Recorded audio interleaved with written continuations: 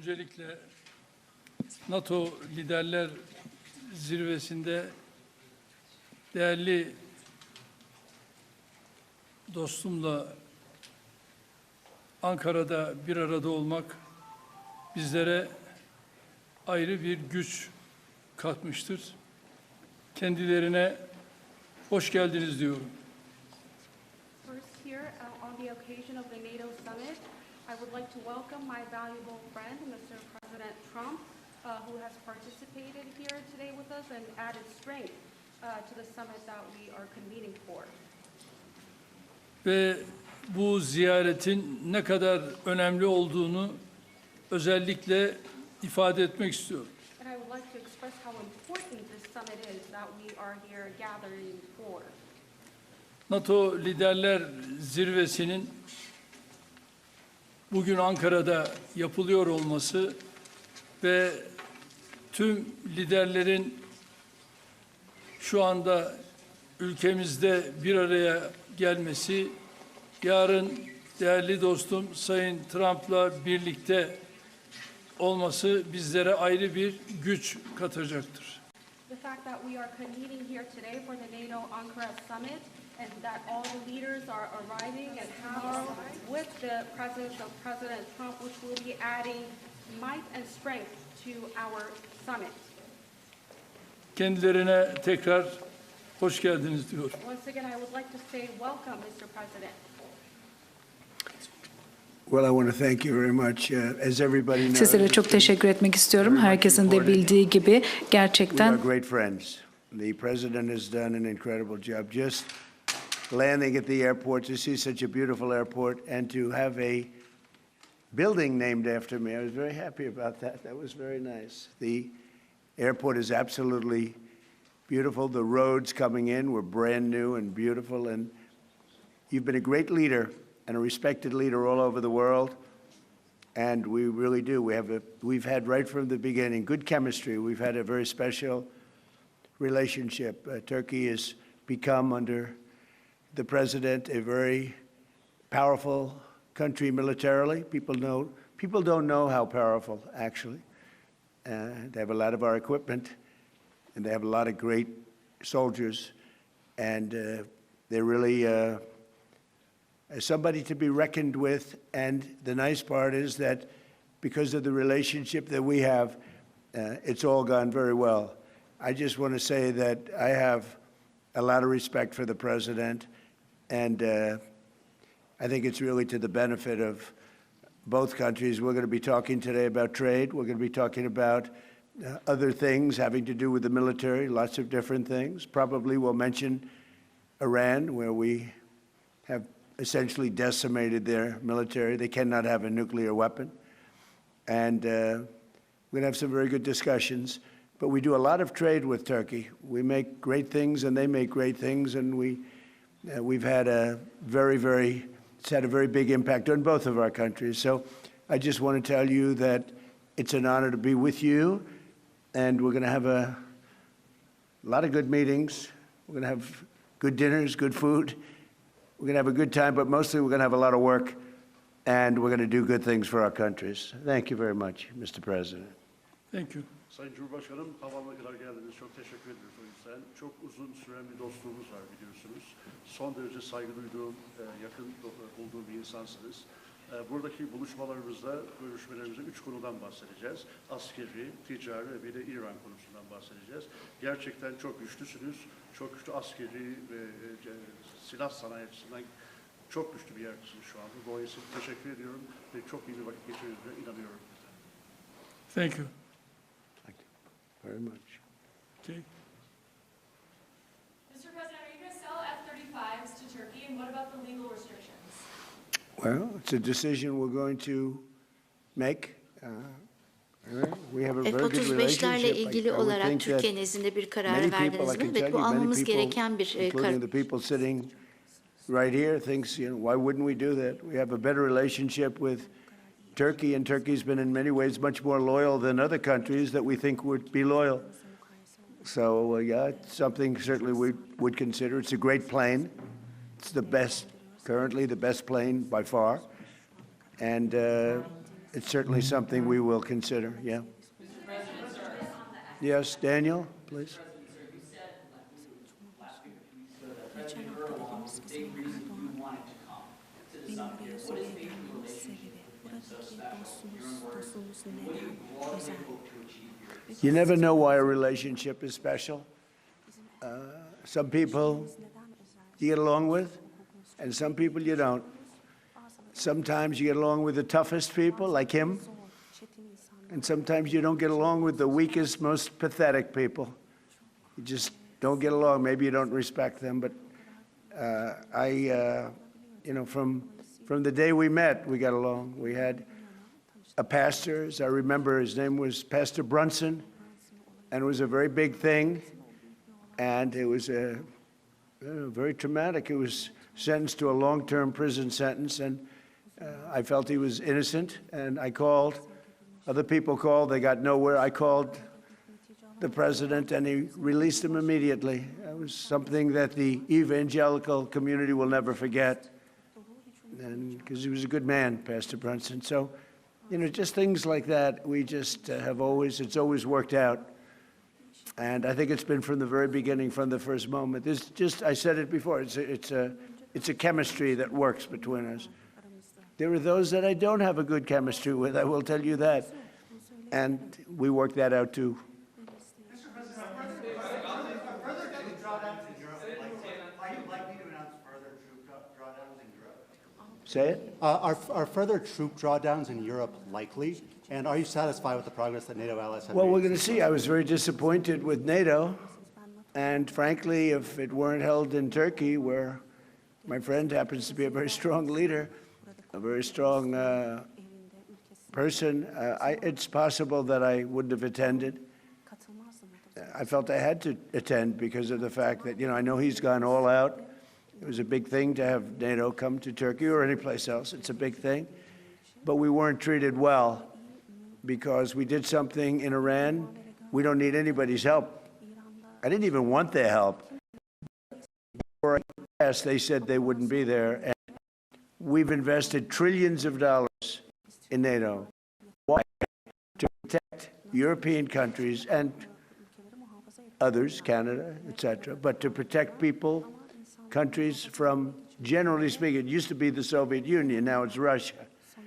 And I say that's fine, but you would think that they'd be very willing to do something to help us, and they really weren't. In the case of the United Kingdom, the Prime Minister, I guess he's no longer there, maybe because of this. It was a very unpopular thing he did. He said, no, we'll help after the war is over. I said, I don't need that kind of help. We didn't need any help at all. And in a way, I was testing people. I was testing to see whether or not they'd be there, because I've long said that we helped them, but I'm not sure that they'd be there for us. And Italy turned us down, and Germany turned us down, and France turned us down. And it's okay. But, you know, why are we spending hundreds of billions of dollars and they're not there for us? We've always been there for them.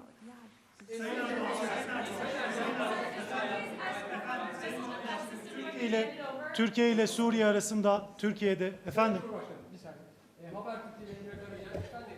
İran'daki savaşın sona erdirilmesi için oldukça çaba sarf ettiniz. Müzakere süreci devam ediyor ancak nihai bir anlaşma noktasına gelinmiş değil.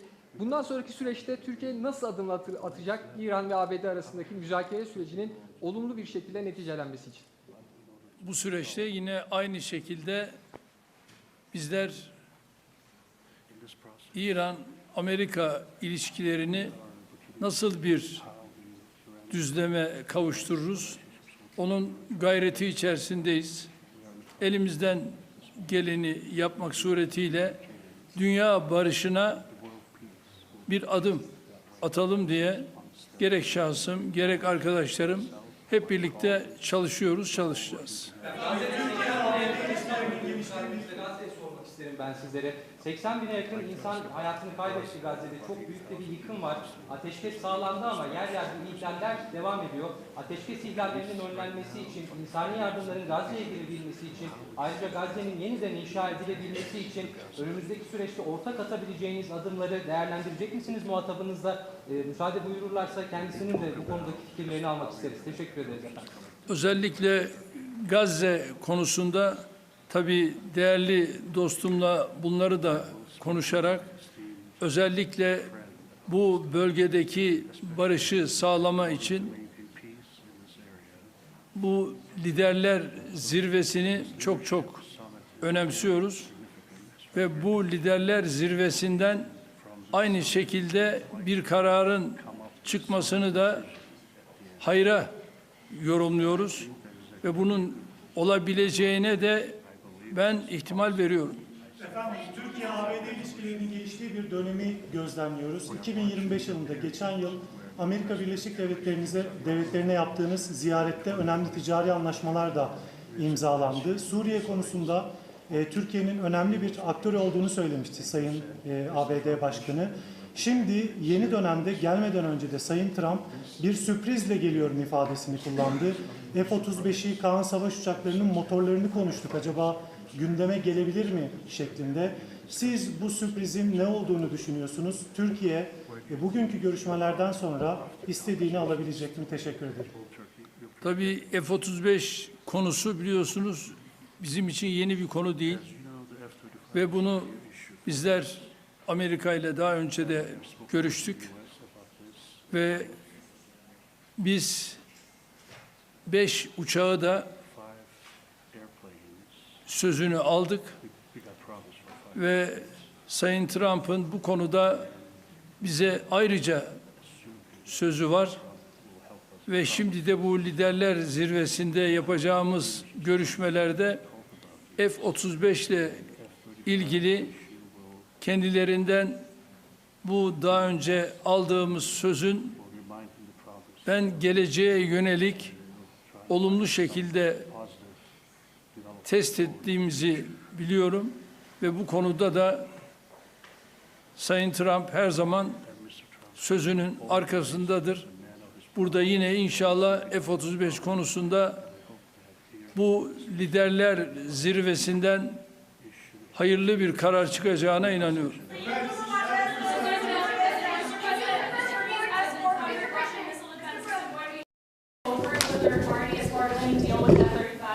What does that mean? Is it going to be handed over to a third party?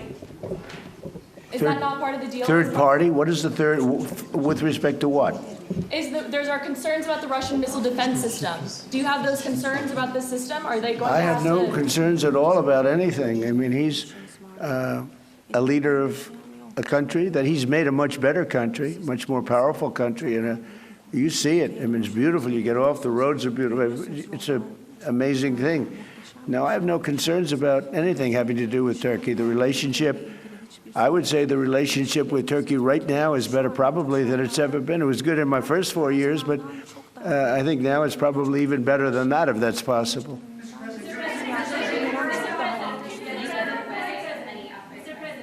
Sir, U.S. military and Turkish military constitute a really strong and large military base for NATO.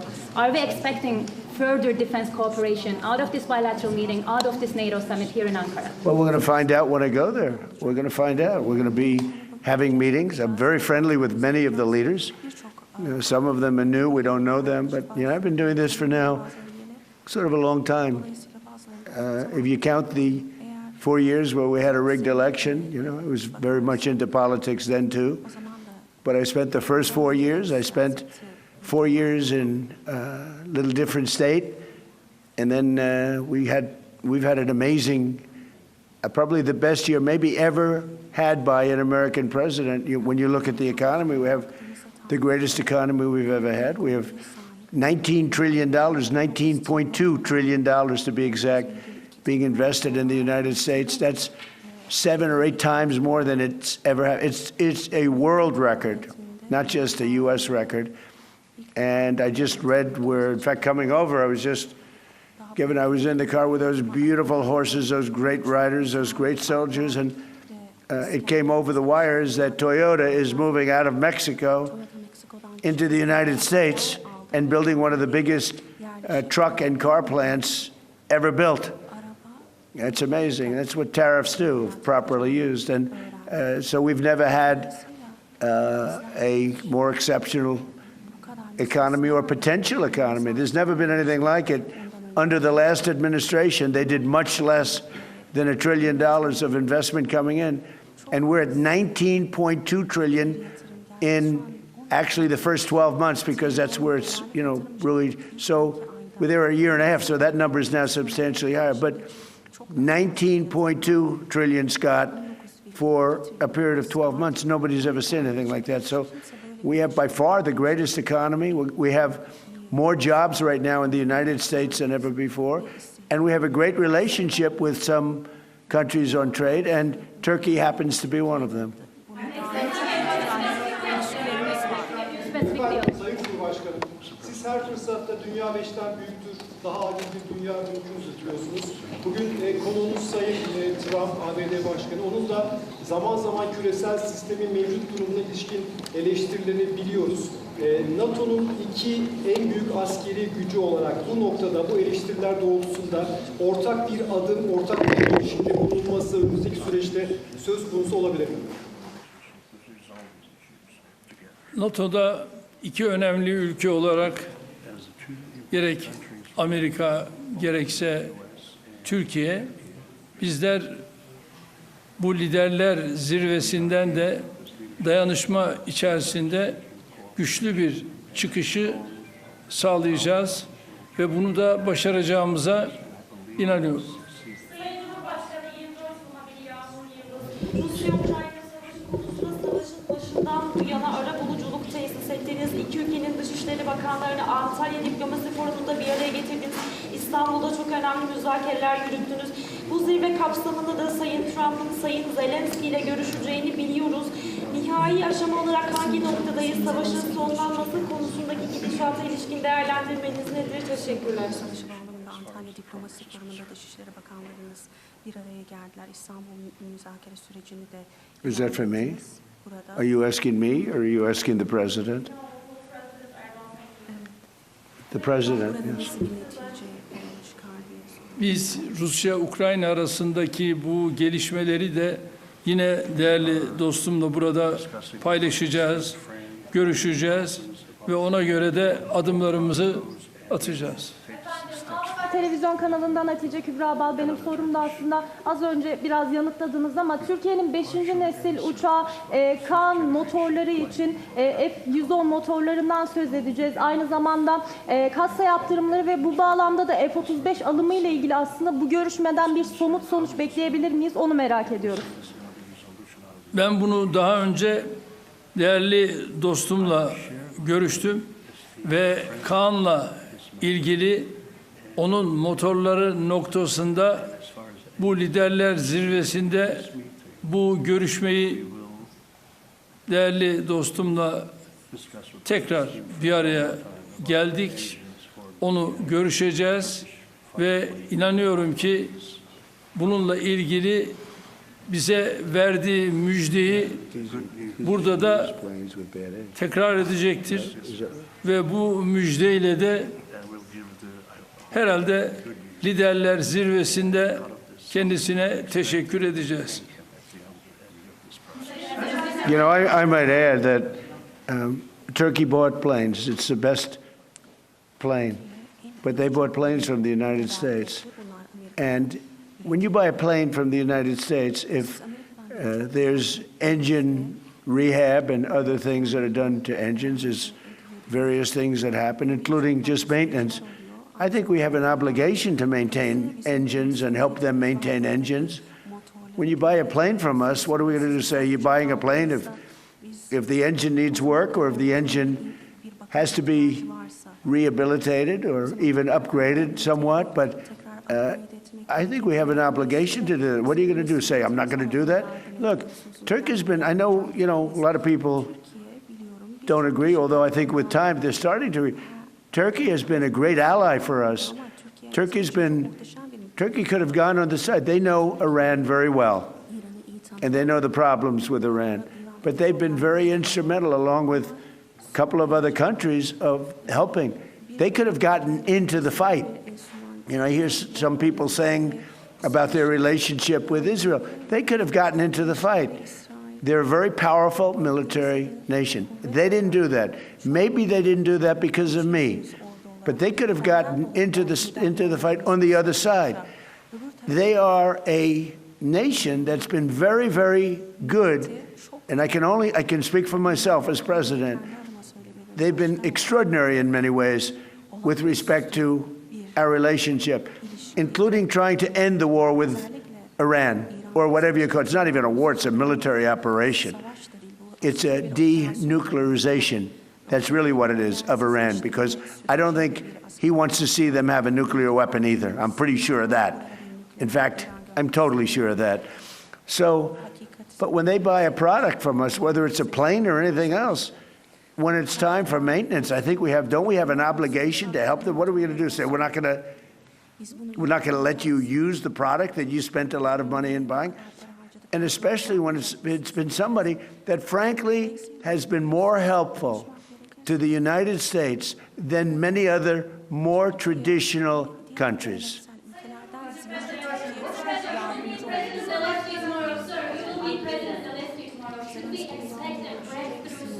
I do. I had a very good talk with President Putin, who, by the way, has a lot of respect for President Erdogan, a lot of respect for him. We had a long talk yesterday. It lasted a long time. And I also spoke with President Zelensky right after that. I think they both want to make a deal. It's too bad it took so long. But I think there's going to be something's going to come out. And the president's also helping us with that. But I think there's something. You know, I settled 8 wars. And I think we're going to be settling a 9th. It doesn't seem likely now, but sometimes with war, I see when it's least likely, that's when it happens.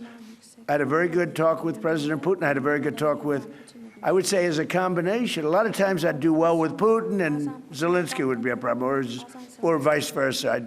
Zelensky would be great and Putin would be. They both want to get it settled now. More than that, that's all I do in my life is deals. I know deals. And I think I think we're going to get it settled, hopefully soon. Last month, 35,000, mostly soldiers, died. The month before that, it was 24,000. The month before that, it was 27,000. And the month before that, it was 29,000. But last month, it was 35,000 young soldiers, mostly soldiers, died. And that's crazy.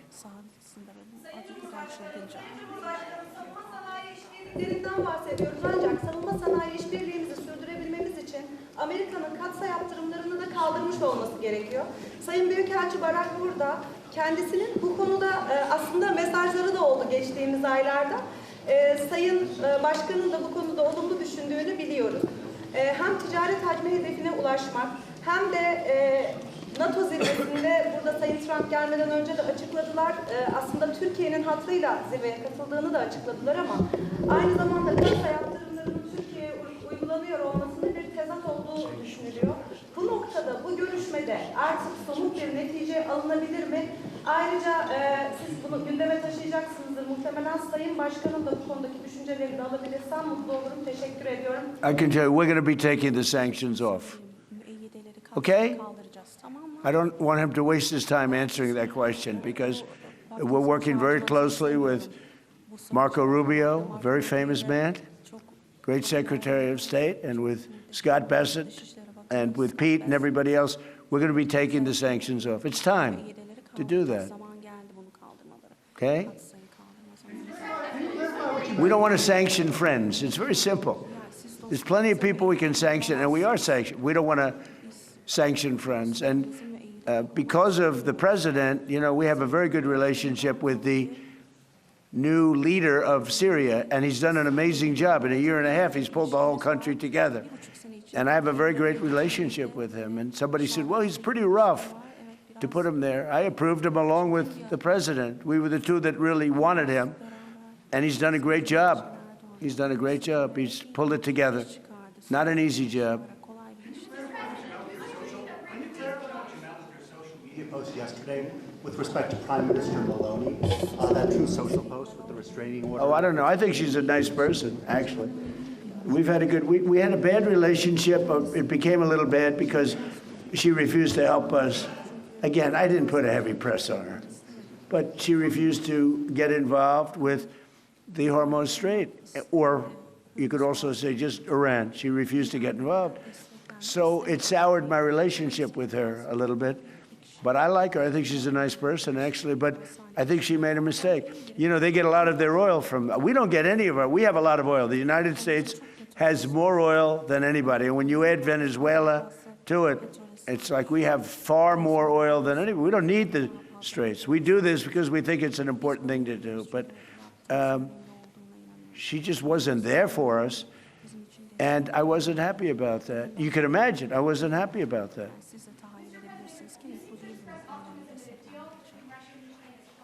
Why do you think that?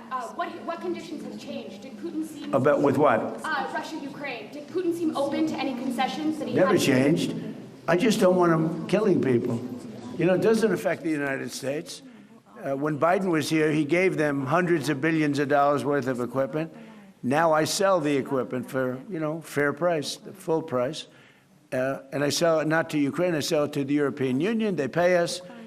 But with me, it's not anything to do other than I'd like to save lives.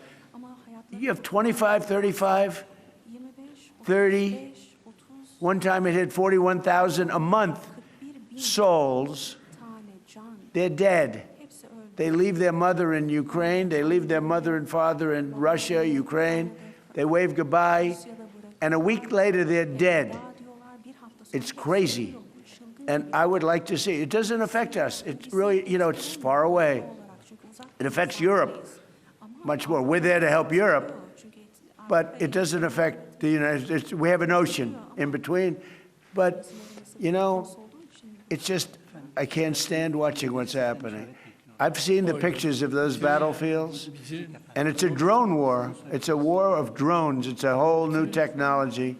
And we're actually the leader in drones now. We have the most sophisticated drones, but people wouldn't believe how violent it is. And I've seen the battlefields. They send me pictures. I actually want to say, don't send them to me. Pete, this man right here sends me pictures. Pete Hegseth. And I said, Pete, you know what? Doesn't help to look. I've never seen anything like it. It's carnage. And it should stop. Open to any concessions to end the war? Did Putin seem open to any concessions to end the war in your call with him? I get along very well with both, and we're going to get it settled. And President Erdogan's helping us get it settled, as he's helping with Iran.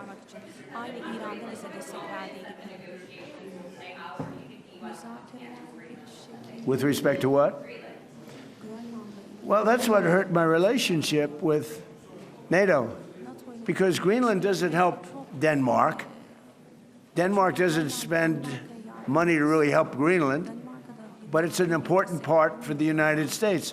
And it's surrounded by China ships and Russian ships. And that's not going to happen. The ships it's not going to happen. It was Greenland that, and it continues to be, that should be controlled by the United States, not by Denmark. And when they wouldn't go along with it, and with all the money we spend to help them with Russia, and we don't have to spend any money, we could remove all of our soldiers out of Europe. Because as you probably noticed, Europe's a very different place than it was 20 years ago. A lot different, much different. It's a much different, and they better be careful with immigration and energy. If they're not careful with those two things, you're not going to have a Europe anymore. Okay, thank you very much, everybody. Değerli arkadaşlar,